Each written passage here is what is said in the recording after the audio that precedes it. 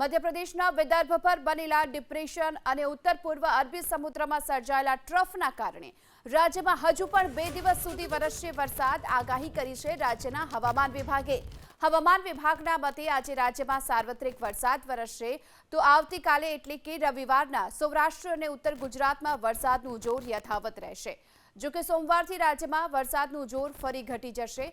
હવામાન વિભાગે કરેલી આગાહી મુજબ આજે 6 જિલ્લા માટે રેડ એલર્ટ આપવામાં આવ્યું છે તો તેની સાથે જ 10 જિલ્લામાં ઓરેન્જ એલર્ટ છે। 17 જેવા જિલ્લા એવા છે કે જ્યાં વરસાદનું યલો એલર્ટ જારી કરાયું છે।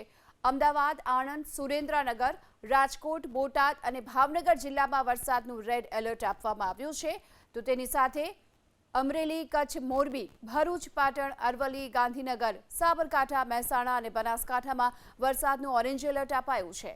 જામનગર, જૂનાગઢ, ખેડા, વડોદરા, સુરત સહિત 13 જિલ્લા ઉપરાંત દીવ, દમણ, દાદરાનગર હવેલીમાં યલો એલર્ટ જાહેર કરવામાં આવ્યું છે તો તેની સાથે જ દક્ષિણ ગુજરાતમાં પણ વરસાદનું જોર ઘટશે એટલે કે આજે દક્ષિણ ગુજરાતના તમામ જિલ્લામાં છૂટાછવાયા સ્થળો પર ભારે વરસાદનું યલો એલર્ટ આપવામાં આવ્યું છે।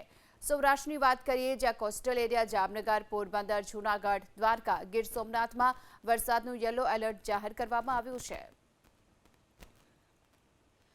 આજના દિવસની વાત કરીએ બોટાદ, ભાવનગર, રાજકોટ, સુરેન્દ્રનગર, અમદાવાદ અને આણંદ માટે રેડ એલર્ટ જારી કરાયું છે તો તેની સાથે કચ્છ, મોરબી, અમરેલી, ભરૂચ, અરવલ્લી અને ગાંધીનગર માટે ઓરેન્જ એલર્ટ હવામાન વિભાગે જાહેર કર્યું છે જેમાં સાબરકાંઠા, મહેસાણા, પાટણ અને બનાસકાંઠાનો પણ સમાવેશ થાય છે તો તેની સાથે જ ખેડા, પંચમહાલ, દાહોદ, મહીસાગર, વડોદરા, છોટાઉદેપુર અને નર્મદા માટે યલો એલર્ટ જાહેર કરાયું।